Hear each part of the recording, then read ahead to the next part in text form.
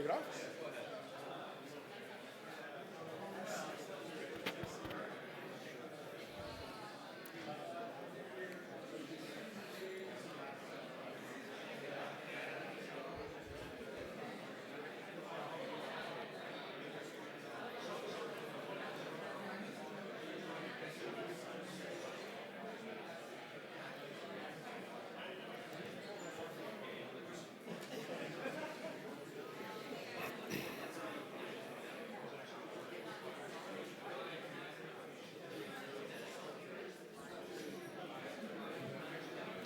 Okay, good morning, everyone. For those of you who are joining us today, weren't able to be here yesterday, my name is Joe Thomas, and it's my honor and privilege to serve as a director of the Vice Admiral James B. Stockdale Center for Ethical Leadership. And again, for those newly joining us today, welcome to the 2024 McCain Conference. Now, for those who were here yesterday, I hope you enjoyed yesterday as much as I did. I hope you got as much out of yesterday as I did. I got a chance to chat with some folks at the conclusion of their panels, and I was really struck by and made sure I expressed my gratitude for not only the content that was delivered by our panelists yesterday, but by the manner by which they discussed the topics. Because I, in my kind of opening comments yesterday, had mentioned that we oftentimes think of this conversation through the shrill voices we hear in the media. And yesterday was, if nothing else, a reasoned, rational conversation about some really, really touchy topics. There's no question about that, politically charged topics. But not to worry, because if you open up the brochure that we have, the little guide for today's events, we're going to be a lot less controversial today. We're opening up with religion, right? So we're going to step away from some of this controversy. No, we're not. You know, in fact, I was chatting with some of the chaplains this morning over breakfast, and it was mentioned that, these are conversations that don't often take place in the wardroom, I think is how it was put. And I would agree, right? There's kind of a general understanding in certain circles that there's certain things that are off limits, oftentimes in polite company. In fact, I laughed at that part of the conversation because as I reflected on my own childhood, I thought, well, certainly in my home, it was kind of an ironclad prohibition that in polite company, one wouldn't discuss politics, religion, and sex. Right? And I think my dearly departed mother would at least be glad that we're not building a panel around that third topic. And I don't want to give Ed any ideas for next year, but perhaps it would be one of the things that we talk about. But on those points, on these points of great controversy, you could see how much, and maybe others had that same experience, kind of in their formative years. There were certain things we just didn't talk about in polite company and in public. That's a dynamic that's certainly changed a lot in the 21st century. Now it seems to take up the vast majority of the conversation in the open media, across society, and so on. But because it's oftentimes shrill, I think it's less productive than it should be. But clearly yesterday we had a completely different take on that conversation, and for that I'm very, very grateful for all those who joined us in that conversation and posed such excellent questions from the audience as well. And I think, kind of in closing, I'd say this, that it's in keeping with the intent of this venue. A quick story about how we came into the resources, in fact, that allow us to do this conference year in, year out. We have a semi-annual large-scale lecture that's given to the entire brigade. It's been done for decades and decades, called the Forrestal Lecture. You can see some of the mids, they kind of nod, maybe even wince when they hear Forrestal. It's usually people of very, very high stature. We've had presidents, we've had secretaries of state, we've had major captains of the private sector, the corporate world, sports figures. It's a really broad variety. Some kind of hit the target better than others, but they're always really, really high visibility folks. And a number of years ago, the speaker at one of these Forrestal lectures was former mayor of New York, Michael Bloomberg, a name that's familiar probably to most in this audience. Very, very accomplished in business and finance, but also in politics in New York City. And this particular year that he came to speak at the Forrestal, it was an election year. And actually there were many people in the audience that year who assumed ahead of time that he might even announce in this Forrestal lecture that he would run for president that particular year. Obviously he did not. He did not become a candidate. But before that lecture, as we do with every Forrestal, we have a dinner for our guest at the home of the superintendent. And that particular year, I was very, very fortunate, very lucky to be seated next to Mayor Bloomberg at this dinner. And as we chatted back and forth about what he was going to talk about and his thoughts, the conversation came around to his friend, John McCain. John McCain, of course, buried maybe 200 yards from where we sit right now. And he spoke about his admiration for McCain and McCain's character. He also went on to explain how he differed very significantly, fundamentally, actually, at a political level, on so many levels. The arc of their lives could not be more different. Of course, McCain graduates from the Naval Academy, spends essentially his entire career in public service, military service, and then beyond in elected office and so on, where Mayor Bloomberg, the vast, vast majority of his career was spent in the corporate space. And that's just the beginning of their differences. It's so many. But at the end of the day, the thing that Mayor Bloomberg felt most strongly about is he connected with Senator McCain at the level of values in ways that made a very, very big imprint on who he was. And it's for that reason he endowed a conference annually in the name of his friend, Senator John McCain.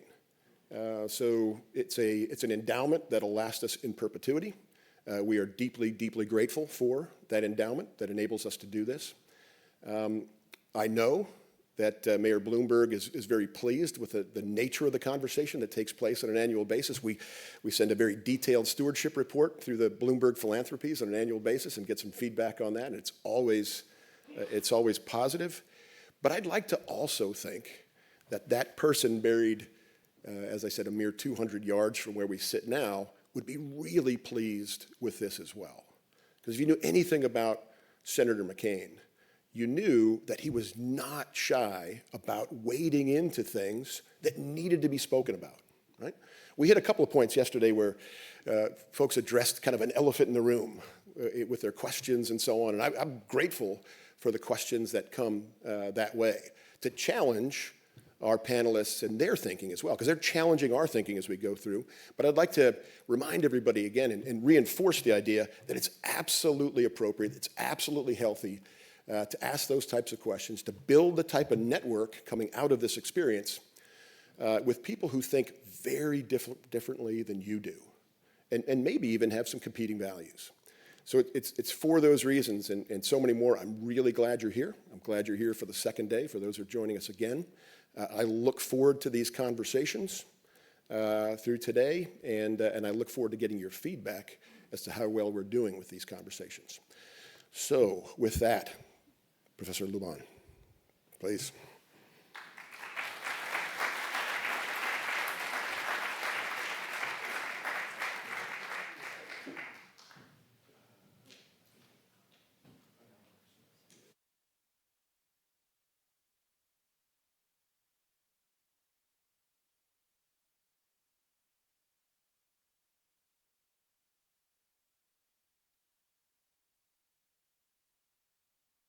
Good morning, everybody. I'm David Luban. I'm at the Stockdale Center for Ethical Leadership and have been involved in the seminar all year long that was the origin of this conference.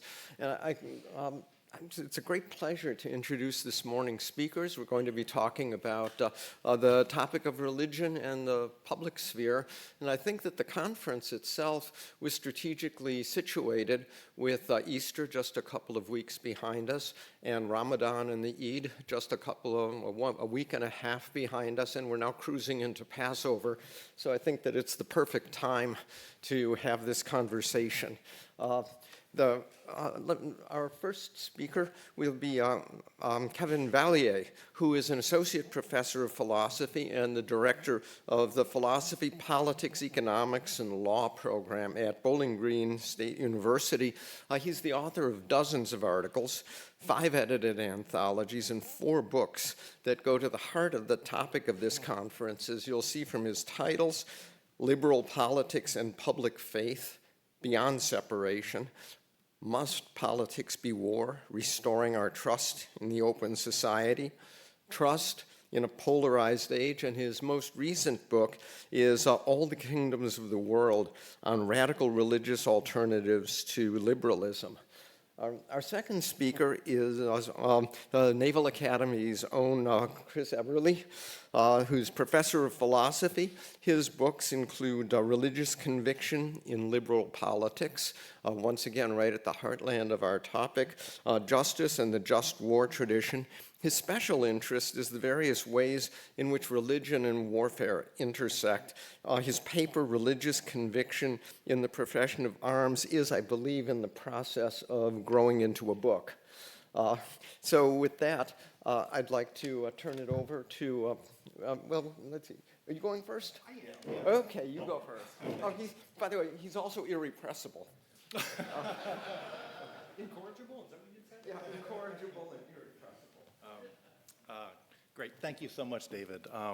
It's wonderful to be introduced by 2 absolutely fabulous people. Joe Thomas is one of my favorite human beings on the planet. And David, I've really had the pleasure of getting to know for the past couple of years as a member of the Stockdale Seminar. So it's been great. And Kevin, all good things must wait. So Kevin and I have collaborated. We know each other well. And so what we want to do is to introduce a number of topics at the intersection of religion and politics, and then just throw it open for, I don't know, a free-for-all? I guess that's not what we want, a really terrific conversation. So with that said, I don't have any graphics. I don't have any videotapes. I got nothing but a piece of paper. So I'm just going to work through a very short paper. Take me about 16, 17 minutes, and then I'll introduce it to Kevin. So Ed has asked Kevin and I to talk about some issues that arise at the intersection of religion and liberal democracy. I will focus on 1, the proper role of religious arguments in public life. But the conversations that we've had over the last year have convinced me that I should begin with some comments on what a liberal democracy is.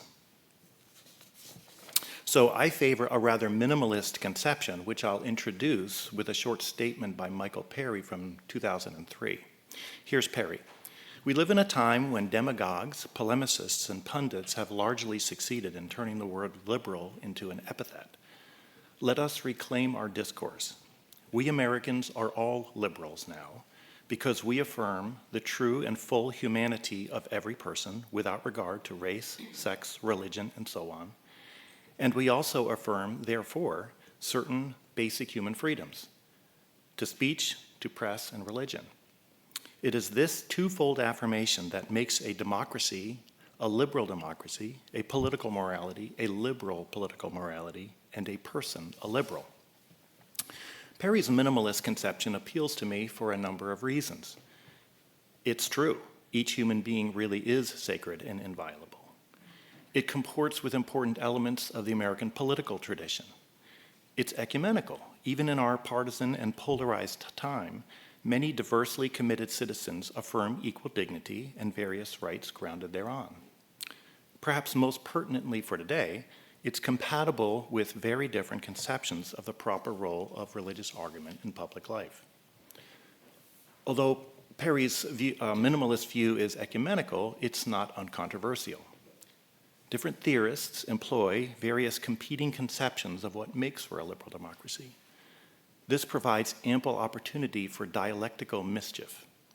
One or another critic decries liberalism, yet it turns out that what's rejected isn't liberal democracy, but some tendentious, controversial, or corrupted conception thereof.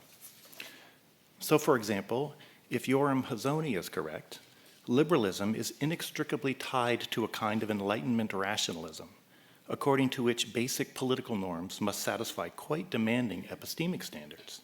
They must be either self-evident or derived demonstratively from self-evident propositions.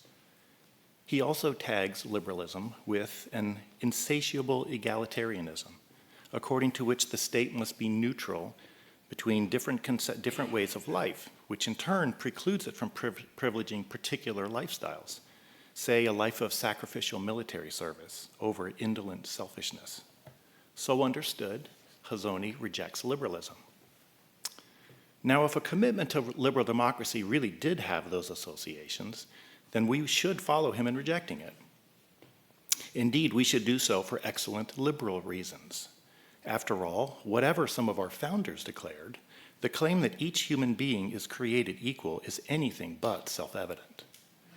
The epistemic standards that Hazony attributes to liberalism would preclude assent to that paradigmatic liberal norm, and so liberalism would turn out to be internally incoherent. Liberals have excellent reason to reject epistemic constraints that undermine their basic commitments. Moreover, the neutrality he attributes to liberalism is both implausible on its face and contradicted by the regular practice of our government. Liberals have excellent reason to promote or privilege lifestyles that are essential to the defense of liberal democracy from its many enemies, as we do when we honor some, and only some, of our citizens with, say, a Medal of Honor. Incoherent and implausible, we should reject liberal democracy as Hazony construes it, but we shouldn't reject liberalism itself. Does each human being enjoy equal dignity, whatever each distinguishing characteristics? Does each therefore possess basic rights to speak freely, to own property, to worship God as conscience dictates? Do ordinary people have a right to participate in elections to determine the composition of their governing authorities? If you respond affirmatively in each case, then you are a liberal Democrat. So committed, you're free to disagree with your fellow citizens about almost everything else: abortion, the flat tax, whatever. So let's explore one of those disagreements. Is it morally acceptable for a member of Congress to vote for a law that promotes heterosexual monogamy on the basis of a theologically grounded conception of human sexuality? That's the only reference to sex I'm going to have today. Yeah. May a citizen persuade her compatriots to support a generous immigration policy by appealing to our duty to care for the most vulnerable and powerless of those created in the image of God? May a Marine officer be led by Jesus' command that we love our enemies to impose on his subordinates a house-clearing tactic that endangers them but provides enemies with increased opportunity to surrender? In each of these cases, someone brings their faith into public life in a particular way, by taking a religious reason as a basis for a policy matter that inevitably affects the well-being of at least some who do not share that person's faith. What should we make of people who do this sort of thing? Of course, the question here is not what position we should take regarding marriage, immigration, or house-clearing tactics, but about whether we may rely on our faith commitments to determine which position to take regarding such matters. Moreover, the question isn't one of law, but of morality. What morally acceptable role may religious arguments play in the public life of a liberal democracy? The way legislators vote, how citizens persuade one another, the manner in which military officers discharge their public responsibilities. Now, I favor a rather inclusive answer to this question. Bluntly, let 1,000 flowers bloom. For many Americans, religion is a critically important source of moral guidance. So, for example, it sustains the conviction that each human being, even the most vulnerable or socially insignificant, has equal dignity. It explains why this is the case, and it specifies the many political implications thereof. For many Americans, therefore, Their assessment of competing policies will be grounded, perhaps decisively, on their faith commitments. Because it's morally excellent for us to support the very policies that we conscientiously believe to be correct, it's equally excellent for us to do so on religious grounds. We shouldn't privilege religion, but we shouldn't discriminate against it either. Rather, equal treatment of the religious and the secular is the order of the day. Of course, I don't think that religious believers should strive to adopt policy positions for which there's nothing to say other than that it accords with the will of God. Surely it's good for us to have as many persuasive reasons as we can muster. We should learn from our compatriots, and so take seriously their criticisms, and so refuse to insulate our faith commitments from their criticisms. We should exit from our own parochial perspective and attempt to discern reasons that persuade others to adopt the policies we favor. In short, we should engage conscientiously with one another as we attempt to discern which policies merit our support. But at the end of the day, our deliberative and persuasive powers run out, and we might find ourselves conscientiously compelled to support a policy position that depends decisively on our faith commitments, religious or secular, as the case may be. That's life in a liberal democracy. We think, we deliberate together, we disagree, we vote our conscience, and then we live with the results. So that's a very brief indication of my inclusive view. Happy to chat about it in conversation. Many disagree, many liberals disagree, particularly when public officials, say members of Congress or officers in the military, fulfill their public duties by relying on their faith commitments. Why? What's the source of the antipathy? As I noted above, a liberal democracy protects the right to religious freedom. When human beings are free to determine for themselves what to believe about religious matters, they will inevitably disagree. If the state really does leave it up to citizens whether to believe in God, they will affirm very different conceptions of what God is like.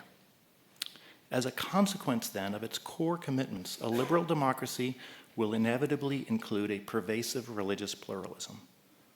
Unlike liberalism and Enlightenment rationalism, liberal democracy and religious pluralism actually are inextricably entwined. In that pluralistic context, many advocate for a constrained role for religious arguments, a more constrained role than the more inclusive view that I favor. Here's the idea. We have to reach collective agreements on matters that affect us all. We must authorize the state to coerce compliance with our collective agreements. And so we should try to provide our compatriots with what they regard as adequate reason for our favored policy positions. This is partly a matter of reducing alienation. Those with whom we deliberate together are likely to be less alienated by state coercion than those with whom we do not so deliberate. It's partly a matter of respect. We affirm the dignity of those with whom we disagree by providing them with reasons that at least might persuade them that our favored policies are correct. We don't just impose. We don't just say, because I said so. That's how we treat children, not free and equal compatriots. This line of argument constrains the role that religious arguments may play in public life. A state policy that can't be justified without a religious argument leaves many citizens without any reason at all to endorse the policy. To provide them with only a religious rationale is the functional equivalent of providing them with no reason at all. This is profoundly disrespectful. It's insulting. It treats others like children. And it's divisive and alienating to boot. Something like this argument leads many liberals to conclude that state coercion may not decisively depend on religious reasons for its justification. Moreover, citizens and state officials ought to restrain themselves from endorsing coercive policies that they realize depend decisively on religious reasons. One final point by way of explicating this more restrictive view. So what kind of reason can provide the required justification? How can we reach some collective resolution as to how we are to live together in a way that respects the dignity of all? We do so by appealing to common ground. We don't just repeat the reasons that persuade us to affirm our side of the disagreement, but we appeal to shared premises that provide some deeper basis for resolving the particular matter at hand. That is, the kind of rationale that can justify coercion in a pluralistic liberal democracy are reasons that are shared by, or that are at least in some respect shareable by, a diversely committed population. But the only shared or shareable reasons are secular. Only the secular is the universal, natural, and common. The religious is invariably particular, sectarian, and idiosyncratic. Religion always divides. The secular can at least unite. And so only the secular, never the religious, may decisively justify state coercion in a liberal polity. So this restrictive view is inconsistent with the more inclusive conception that I favor. What's wrong with it? Here's a first concern. Suppose that you support the invasion of Afghanistan on the just war grounds that it's a proportionate response to a grave moral evil. I'm a hard-bitten realist. There's one in the audience that I know. I'm a hard-bitten realist who opposes the invasion because it's detrimental to the long-term security of the United States. We disagree. We might, in response, try to find some common ground, though I have no idea how that would go. There seems to be no such common ground, given our fundamentally different conceptions of the morality of war. Are we therefore bereft of dialectical options? Of course not. You can appeal to my abiding, realist commitments in order to persuade me to change my mind. You inhabit my way of thinking and construct an argument, a realist argument, that you hope will persuade me to follow you in supporting the invasion. Suppose you succeed. We reach an agreement, not by retreating to common ground, but by following the implications of our distinct and incompatible conceptions of the morality of war.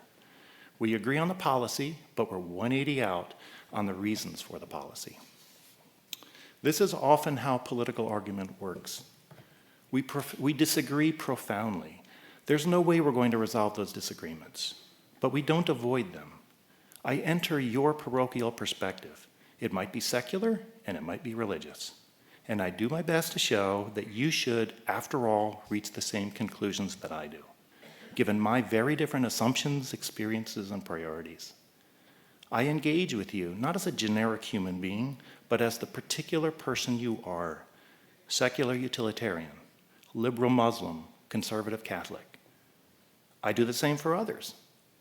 Eventually, I articulate a spread of sectarian reasons that provides many others with what they regard as persuasive reasons for my favored policies. Excuse me. So far as I can tell, policies justified by such a diverse spread of reasons can be every bit as respectful as appeal to a shared or shareable rationale. Shared reasons might be nice, but they're not morally necessary. And so religious arguments may play exactly the same justifying role as do secular arguments. They provide reasons that appeal to others in their particularity. Here's a second concern. The requirement that state policies must be justified by shared reasons is supposed to provide a filter through which political arguments must pass. Because religious arguments are never shared in liberal democracies, they can't justify coercion. They're filtered out. This appeal to shared reasons is only one instance of a much more general strategy, to identify some filter that screens out the religious but not the secular. So, for example, many have proposed some kind of epistemic filter. The reasons that may justify state policies must be, and here you take your pick from a wide variety of options, they must be demonstrable, accessible, fallible, criticizable. And the idea is that religious reasons are none of those things, some secular reasons are, and so only the secular and never the religious can justify state coercion. So I can't assess each proposed filter, so let me indicate my most general reasons for skepticism of the view. Any filter on political arguments must be porous enough to allow us to rely on a spread of secular reasons that enables us to resolve the kinds of policies we can't avoid. But it can't be so porous that it allows in any religious reason. But whatever the filter, some religious reasons will sneak through. To drop the metaphor, there just isn't any relevant property that all coercion-justifying secular reasons possess that all religious reasons lack.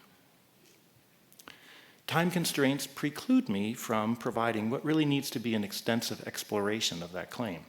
So I'll just have to substitute examples for argument, an example for argument. So I take it as given that liberalism is a militant creed.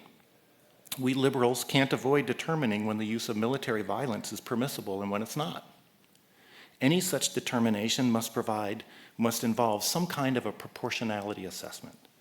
So for example, just one of many, the US invasion of Afghanistan was just only if, and here I'm only gonna use one of these, like P is the name of the statement I'm gonna make next, and I'm gonna keep on referring to P, and what I'm referring to is the next sentence.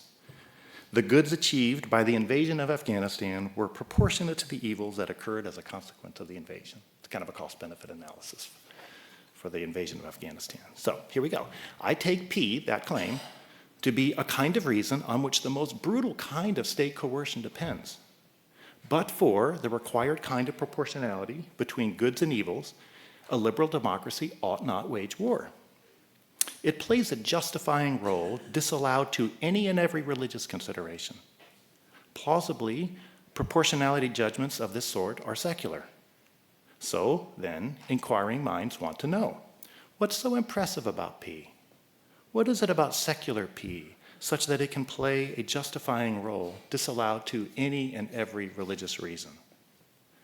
I doubt that there is a principled and otherwise defensible answer to that question. My suspicion is that P, that proportionality judgment, differs in no relevant epistemic, sociological, or moral respect from at least some religious claims. It isn't shared in respects that religious reasons are not. Indeed, when people are free to make up their own minds as to secular claims like P, they'll disagree every bit as much as they do on religious matters. As recent events testify, proportionality is the realm of the inevitably and the unavoidably contentious. Again, it's doubtful that P possesses any epistemic excellence unavailable to any and all religious reasons. Frankly, that's because P isn't all that epistemically impressive. Our basis for believing it is subjective and contentious in ways that must surely remind us of the basis for many religious reasons. Recent events testify to just how tenuous an epistemic hold we have on such difficult judgments. That's why it's hard to believe that no religious reasons enjoy the epistemic credentials needed to avoid being filtered out. It turns out that it's arbitrarily exclusionary to claim that only the secular and never the religious can decisively justify state policies in a liberal democracy. Liberals must make certain policy decisions. Certain secular reasons may play a decisive role in justifying such decisions. And there is no relevant difference between those acceptable secular reasons and familiar kinds of religious reason. Again, equal treatment is the order of the day. Both secular and religious reasons may play a decisive role in justifying state coercion. So, let me end at the beginning. Many liberals affirm general restrictions on the role that religious arguments may play in public life. Moreover, they regard those restrictions as a morally necessary response to the religious pluralism engendered by liberalism. In so doing, they build highly contentious normative commitments into their favored conception of liberalism. This is bad for liberal democracy. We are already polarized enough. We shouldn't make enemies when we don't need to. Critics like Hazony reject liberalism in part by virtue of its exclusionary treatment of religion. He rightly rejects that treatment, but he's wrong to reject liberalism itself.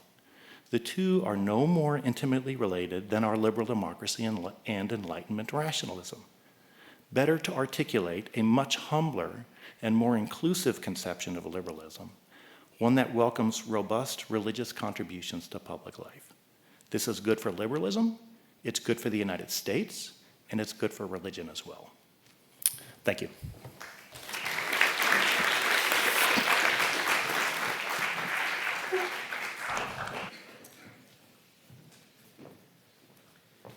Well, Thanks, Chris, so much for that. You know, Chris and I have been talking about these religion and politics issues for a long time, really since he was an external member of my dissertation committee, which my advisor and I decided to invite Chris because in 2002 he wrote this really remarkable book, Religious Conviction and Liberal Politics, which today remains the most rich and systematic critique of the kind of mainline secular liberal approach to religion and politics, and I commend it to you all. So, as old friends, we decided to coordinate our talks. And what I want to do is take you through the kind of stages of academic debate about religion and politics that carry on from where Chris left off. And there's roughly 3 periods. The first is when this religion and public discourse debate kind of began, the late 80s through the early 90s. And then I'm going to talk a little bit about, well, actually it kind of died, in part because we started arguing about religious exemptions. And then that debate kind of died because now we're talking about liberalism versus post-liberalism. So, you know, as someone who's tried to contribute to all of these debates and has tried to follow them, I think you might just find useful a sort of, I don't know, a roadmap, a tale of history of how our discussions have evolved and changed. So what happened in particular in the late 80s and the early 90s is there were a number of important liberal and deliberative democratic theorists that wanted to talk about public discourse and the ethics of public discourse and the role of religion in that. These included Jürgen Habermas and John Rawls, who together were the most influential political philosophers of that time. And both of them originally held something like the position that Chris describes.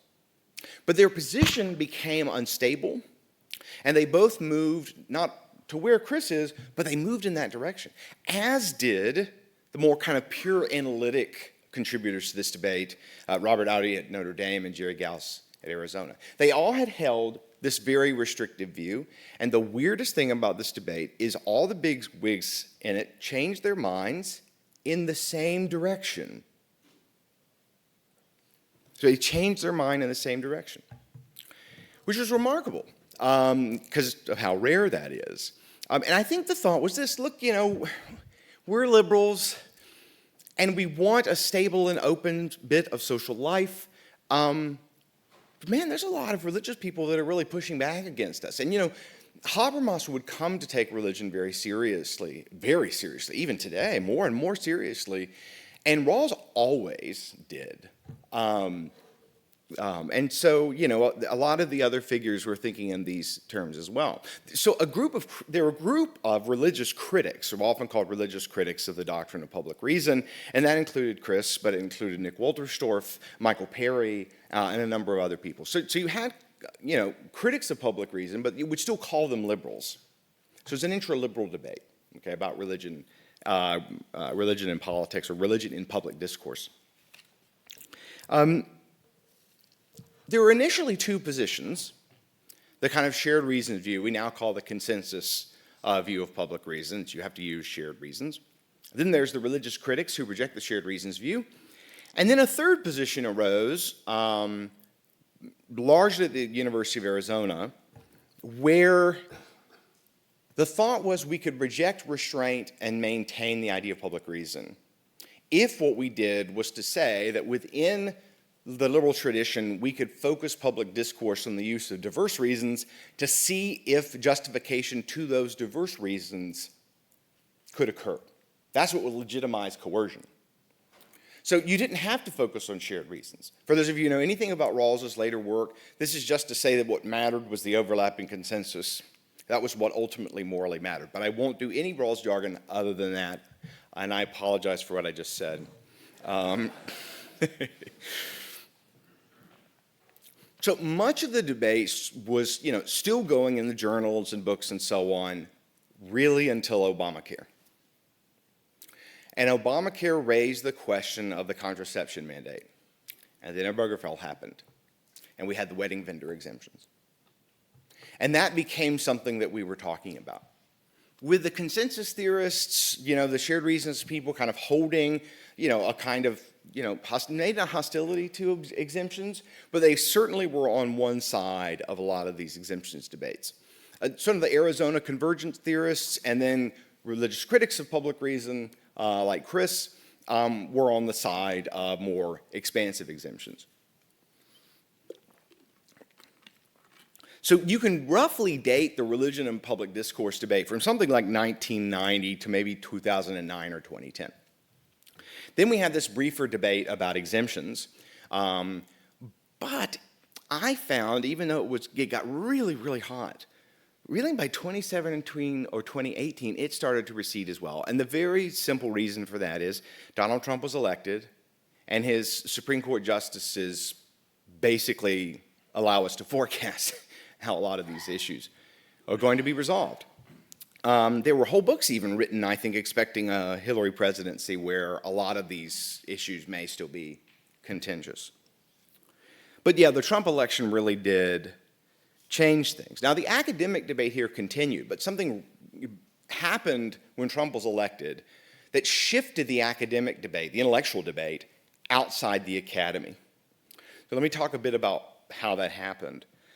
When Trump was elected, this was earth-shattering in terms of intellectual discussion on the right.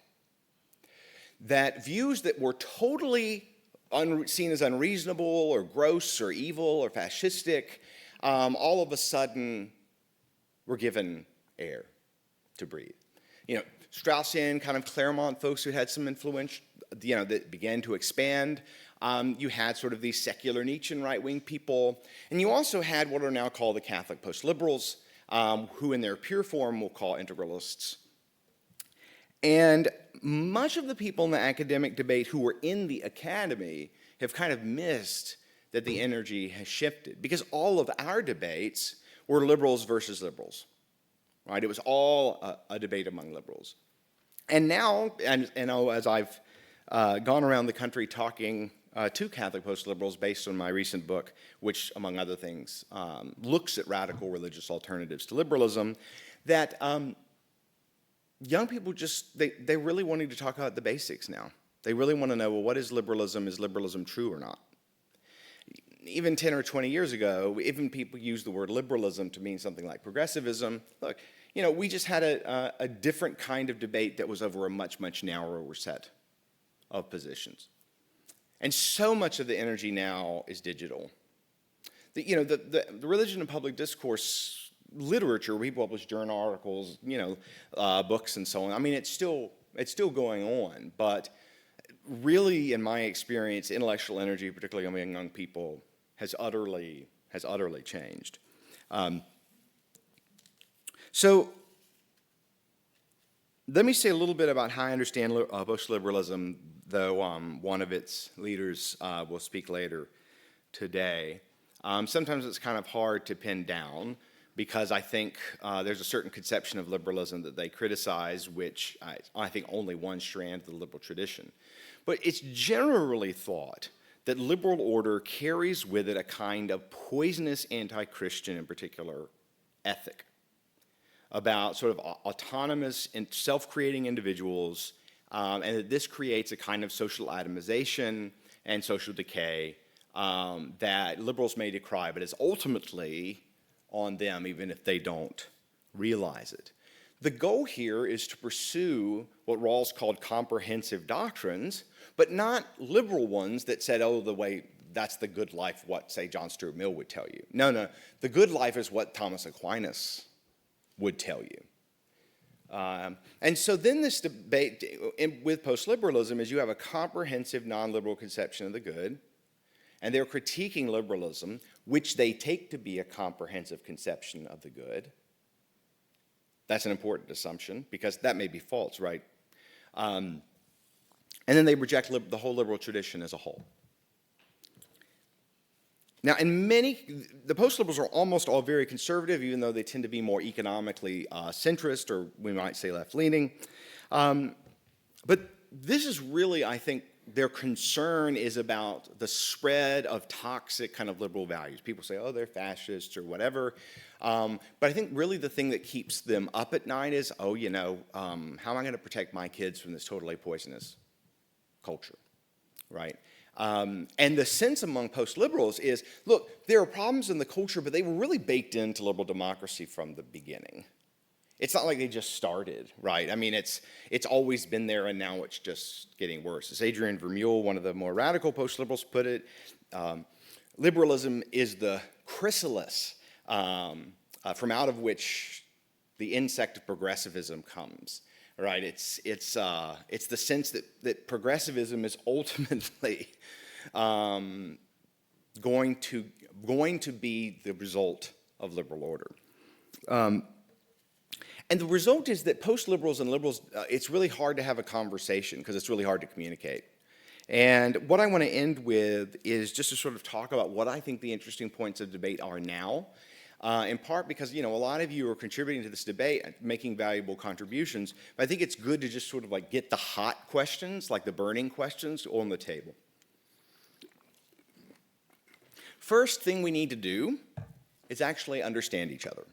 Many liberals greet post-liberalism as this is just unreasonable. It's not worth talking about. You just have to stop these people, okay? It's also the case that many liberals, they just don't know how to talk theologically. They're just wholly unfamiliar with reasoning from spiritual premises altogether.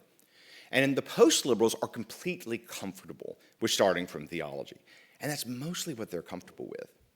So, they tend to not like, say, economic arguments as much, but they want to speak from spiritual matters first and foremost, and liberals are basically like from their gut, don't do that. So that's one reason there's crosstalk, because even the kinds of arguments they find persuasive in many cases differ. There's also just kind of reading what one another have said.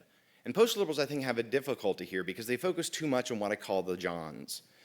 John Locke, John Stuart Mill, and John Rawls. But the liberal tradition is much more than this, and so they sort of equate it with, I think, with some of the objectionable doctrines of those guys. So a really important question is, what actually is the liberal political tradition? Another thing that's important is this: can we separate liberalism as an ethic of life, right? A story about the meaning of life from liberal democracy as such, from liberal democratic institutions, okay? And this is, something Chris was bringing up as well. Because I think what post-liberals tend to think is that liberalism is a way of life, is a theory of meaning, and liberal institutions are just inextricably bound up. I think they can be taken apart. But that's a really complicated question, both philosophically and institutionally, right? That's one of the most important questions. Can you separate liberalism as an ethic from liberal democracy as a set of institutions? Here's another question, and then I'll stop. Post-liberals like to talk a lot about order. For instance, one of their most influential publications is the post-liberal order. And they have an idea that it's not just liberal moral principles is wrong. It's that liberal order is not in fact order. It will break down. It is a source of disorder and chaos. And that ultimately a post-liberal order is one that will be stable, or at least more stable than liberalism. So a huge part, for instance, of Pat Deneen's argument and why liberalism failed is that liberalism, it's not just that it's false, it's that it destroys itself, right? So this is part of the empirical element of post-liberalism. They predict that liberalism would fall based on certain kinds of, arguments or considerations. But here's the interesting thing about this that they miss. Liberals have been theorists of order. Adam Smith, people don't know, John Stuart Mill was the most influential economist of the back half of the 20th century. John Maynard Keynes, thinking about liberal order. John Dewey, thinking about liberal order. F.A. Hayek, certainly thinking about liberal order. So the liberal tradition contains within it a remarkable range of figures who are thinking about what makes for stable institutions, what are ways to sort of learn things but retain stability, often resisting the revolutionary left and conservatives at the same time, saying, look, we need reform, kind of got to go carefully. So the engagement between liberal philosophy and the social sciences is critical. But there is a way in which it is different today, the empirical and normative. The United States is dealing with a trust crisis and a very high level of political polarization. And there's a question of order here. How long can an order remain stable with falling trust and rising polarization? It's a very difficult question. And I've been working and will work for some time, particularly on my hunch that our falling trust and our rising political polarization are reinforcing one another. That's, I think, one of the key questions about liberal order in the United States in the 21st century is what can we determine about the perversities and problems in our society? Because one of the things that drives post-liberalism, and I'm convinced of this, is that these young people, they've grown up and their minds have been shaped by a low-trust society with high political polarization. They haven't grown up really with the sense that, oh, the other side, I have something to learn from them. No, it's apocalyptic. Right? If the other side wins, racism won or something. If the other side wins, some kind of like radical wokeism won, right? So there's an ideological story, a little intellectual engagement that you have to have, but there's also the study of mass psychology. Fortunately, that's not new to liberalism at all. So those are some ways I think we can move forward, that this debate about religion and public life just getting more and more hot to the point where it's a bonfire among young people, and maybe that's the way we could go forward. So things have come a long way in a short time. Thank you.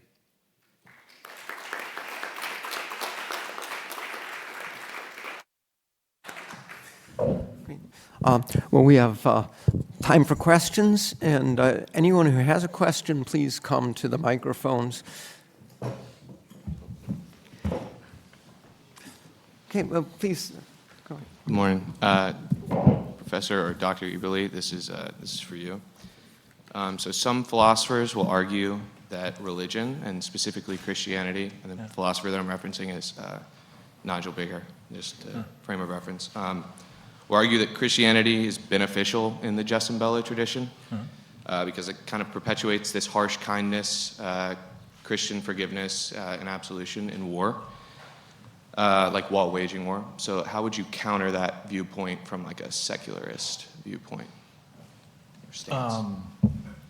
Well, I'm a big fan of Nigel Bigger's, so I wouldn't be inclined to object to his view that Christianity reinforces the just war traditions, like constraints in bellow constraints. So you would argue that Christian nations wage war better than non-Christian nations? Yeah, I don't think you need to say that kind of thing. That's a really hard comparative judgment to make. I mean, that would be very difficult. But I think that what Bigger says is very plausible, that basic Christian claims reinforce many of the most important in bellow constraints. They provide motivation, they provide moral guidance, and so all I think you need to say is that they're helpful for people who adhere to the Christian faith in adhering to some very difficult, yeah.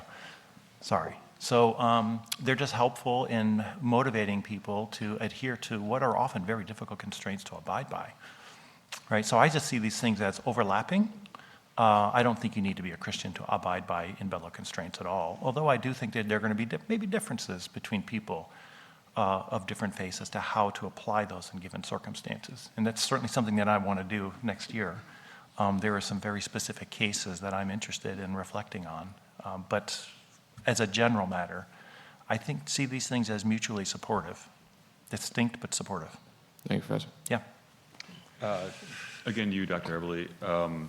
So I think I'm much more comfortable now with religious reasons being in the public debate and supporting public democracy. Yeah. But then you offer a case of a military leader offering religious reasons to subordinates. And this is a markedly not democratic organization. Yeah. Are you okay with religious reasons in that context? I am, yeah. I think it's a complicated question. Yeah, it's a long conversation. But the way I see it is military officers are bound by law. So, right? So there are pretty severe constraints on what military officers can do. But law and regulation provide room for discretion as to how you apply those laws in given circumstances, and that it's in the context of your discretionary judgment that you can rely on your faith to determine what specifically you should do. I mean, I have some very specific examples that it would be fun to chat with you about. But I don't think that officers should just they are severely constrained by regulation and law. But those don't normally determine specifically what you ought to do, or in some cases they don't determine specifically what you ought to do. And in that case, as an officer, you have to rely on your moral judgments, right? You have to rely on your best judgment. And again, my general view is there's no reason to discriminate between religious and secular moral judgments. And so if we want officers to be guided in their application of the law by their moral convictions, then they're also going to be guided justifiably by their religious convictions. Does that make sense to you? Yeah, it does. Thank you. Yeah. Bill. Well, great, wonderful. Thank you both. I don't need to tell you that this is or can be a game for very high stakes.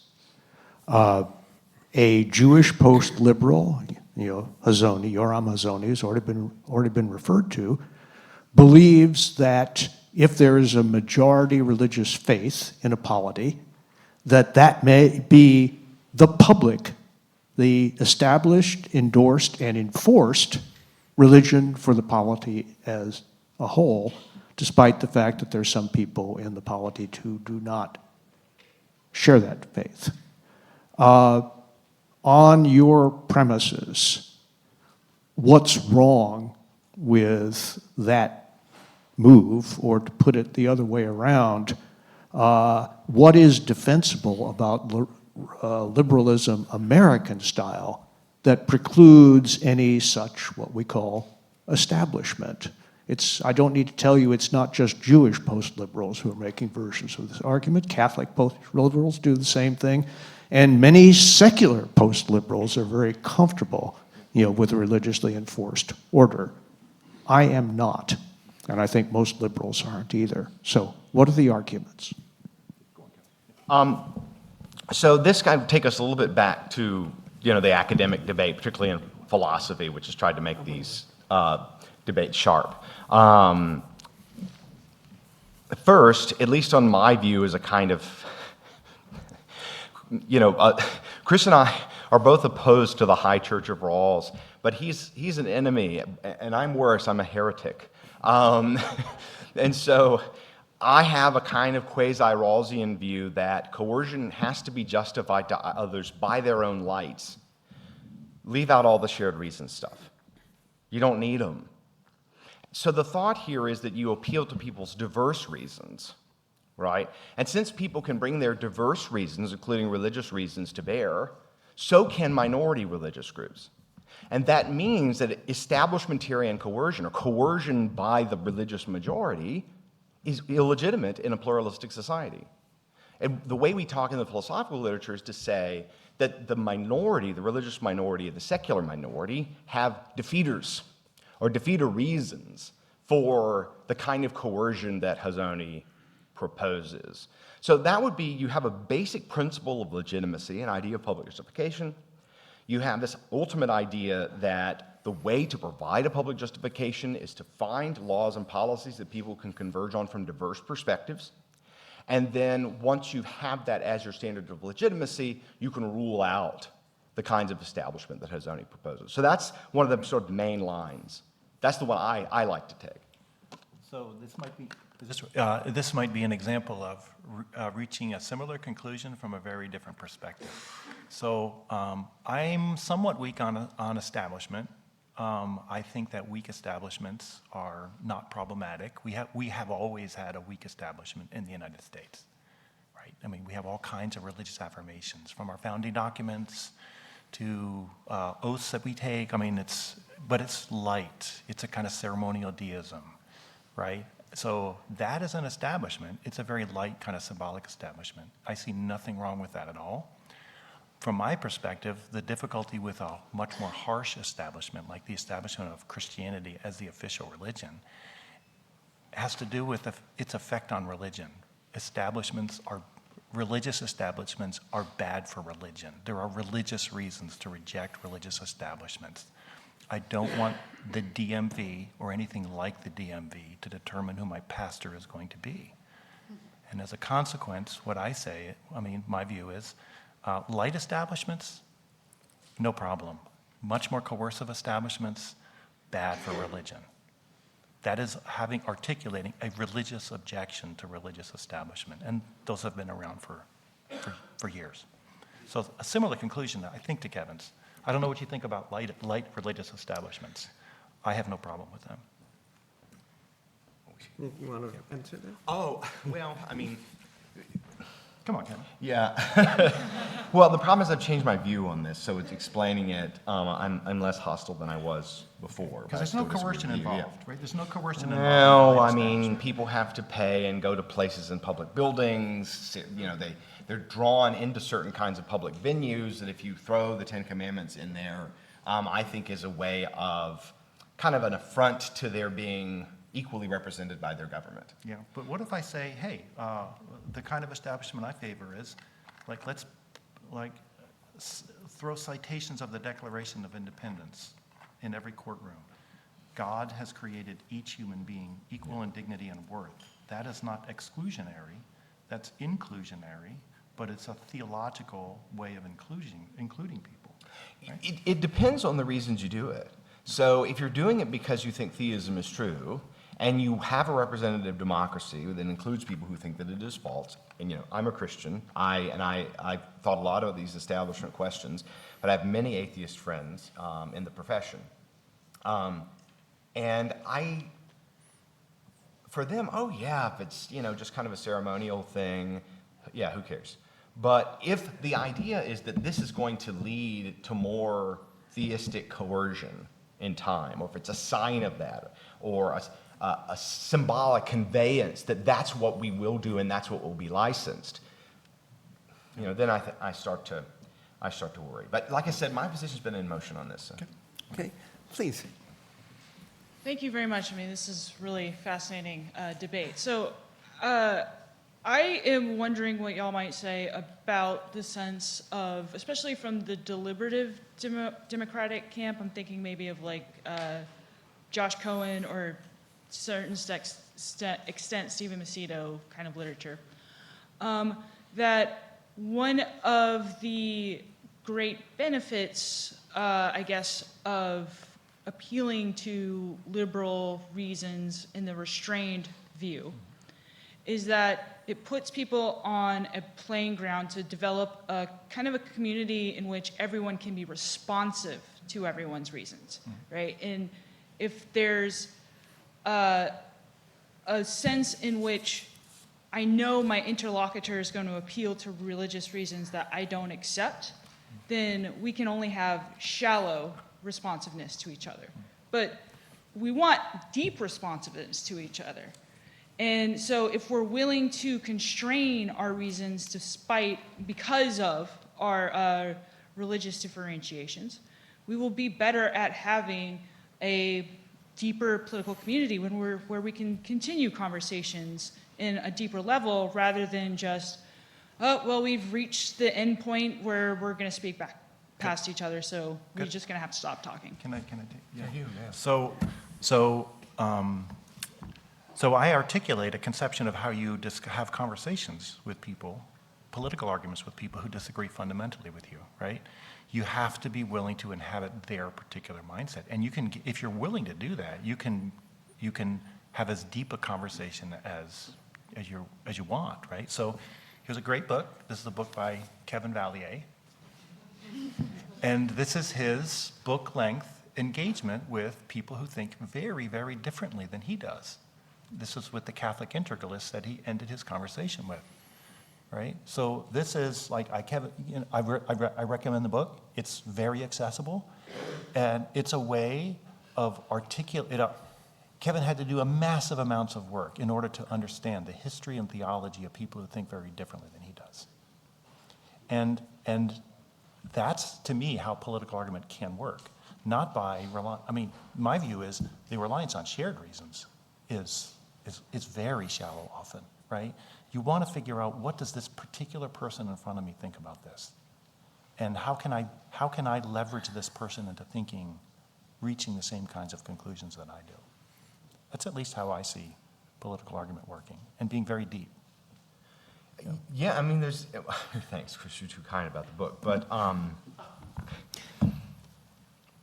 when you're thinking about training for intellectual virtue, there's been work on this where Rawls has this idea of reasoning by conjecture, right? Doing exactly what Chris describes. So, I mean, even Rawls thinks this can be a virtue developing practice. Because you have to learn about someone else's view, and as my friend Brian Kogelman's put it in the American Political Science Review, the convergence discourse it's a kind of blood oath.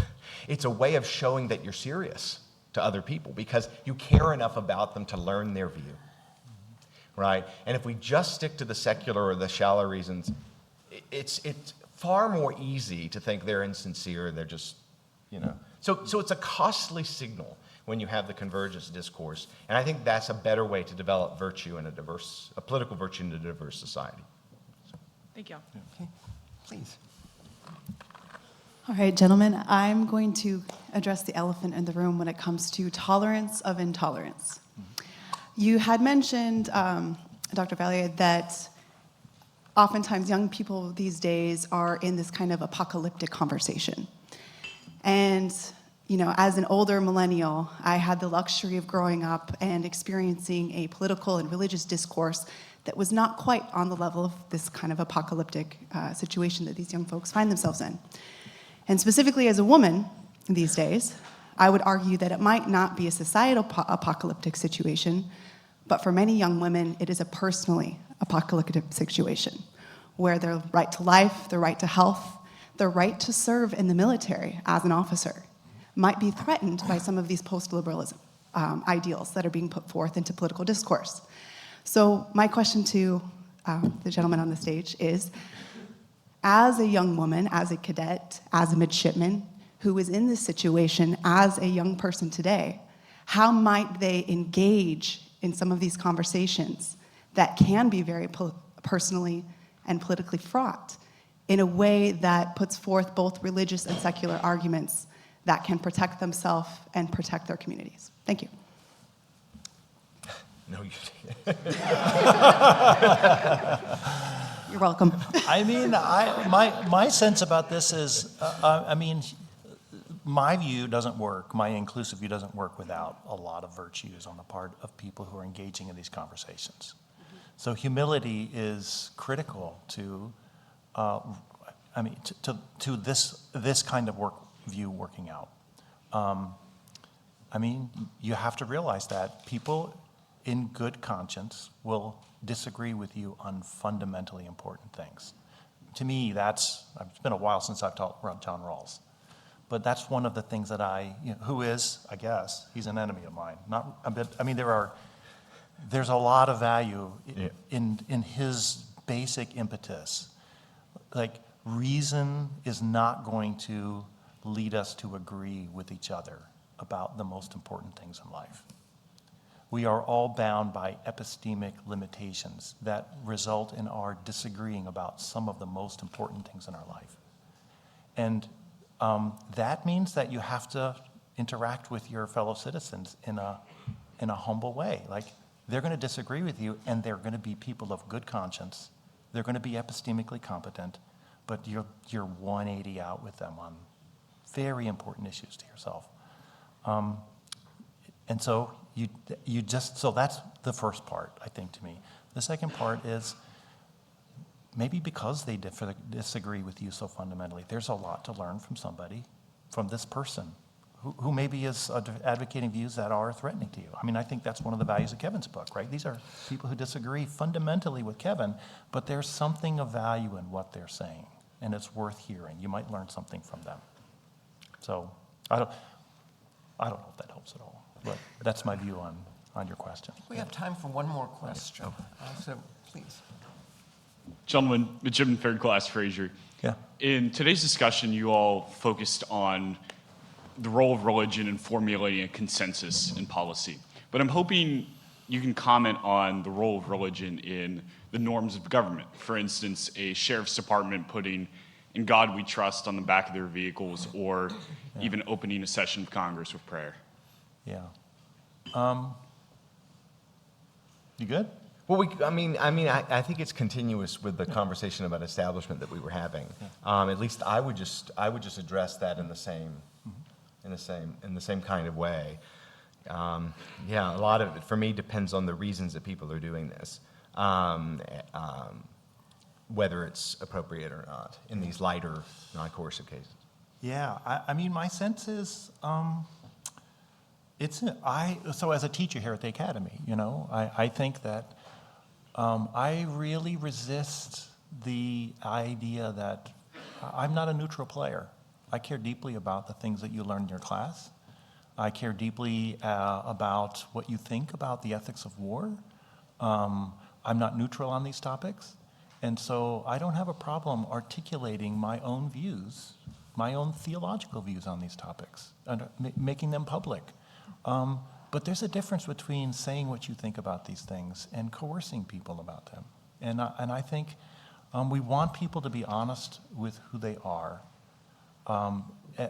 and also encourage one another to respect the right of people to disagree with you. I mean, that's what it means to live in a liberal democracy. Liberal democracies are pluralistic. We're going to disagree about fundamentally important things. But that doesn't mean you just keep your particular views to yourself. It means that you articulate them, and then other people articulate them, and that provides you with an opportunity to learn from them. That's why. So to go back to, just real quick, to go back to the conversation with Nigel Bigger, right?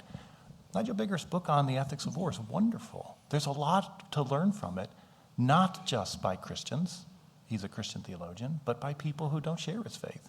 So he articulates a view that's maybe very alien from yours, but there's a lot to learn from him. Take what you can from him, right? I'm actually going to abuse the moderator's privilege to ask one more question. A couple of years ago, I went to an international conference on religious hate speech in Florence with speakers from all over the world, and all of them were reporting exactly the same thing, a gigantic uptick in religious hate speech, and some of it inciting to great acts of violence. And in this country, we know that, in the past year, the number of anti-Semitic violent incidents has dramatically increased. I have little doubt that religious hate speech is an inciter. How do you, both of you have put the importance of religious reasons in a central position, but how do you stop the open sewer of religious hate speech, which we see in India, which we see in Europe, which we see in Eastern Europe, and which we see in the United States? So that's a simple question. No, I want to take this on. So sorry, my book keeps coming up, but I begin by saying, look, there's this kind of global phenomenon of religious anti-liberalism, which I would distinguish from religious hate speech. But I think there's some sociological connection between the two. Not necessarily that the religious anti-liberalism leads to it, but I think there's a relationship there, because they're so skeptical of liberalism and what they think of as liberal elites that it creates a great deal of resentment and mistakes committed as a result of that resentment. So what I see is going on, or at least at the intellectual level, is that for most of recorded history, the great religions informed basically all of public and private life. The 20th century is very strange because it was the first one to have global secularizing movements, truly global movements. And I think it let us think that we could just successfully exclude religion from politics. Because if, like liberals say, it would go away or become private, or the more radical socialists trying to just suppress it or whatever. And that just turned out to be false. And I think what's happening in the 21st century is that humanity's kind of returning to its religious and political mean. That people are just going to come to the table with deep religious convictions in politics. But then, because, and I don't want to sound too odd here, but global elites are kind of converging around a kind of progressive morality. One of which that these peoples, billions of people, think of as poisonous, think of as a fundamental threat. And so I think the only way to solve this problem is to get kind of knee-deep into the ideas that are driving a lot of these behaviors. So in the book, I work through a treatise in Chinese Confucianism, Confucian anti-liberalism, by a living person. I worked through some Sunni Islamic work, and my greatest regret with the book is that I couldn't do Hindu nationalism. So the only I think the thing to do is to meet the people who are articulating the ideas that are being used in the wrong way, except that we're going to have to reason about these issues from the inside, inhabit these views that are radically different from ours, and then make the most progress that we can against the abuses. But I think we have to begin by accepting that these kind of impulses, that we're both spiritual and political beings, and people are going to draw those together, means that the global conversation about proper free orders is going to have to partly be a theological conversation. So I think that's where I would begin, is by saying, look, we got to understand the different ideas, the different ideologies that are here. We can't assume they're going away, right? Because they came back to life. Well, thank you. Yep. So let's give our speakers a round of applause and the questions. Thank you, David, and good questions. Thank you for all those great questions, and I'm glad I did not have to answer them. Thank you, Chris and Kevin, for doing that. And we will reconvene in 15 minutes at 10:30 for a panel on civic virtue.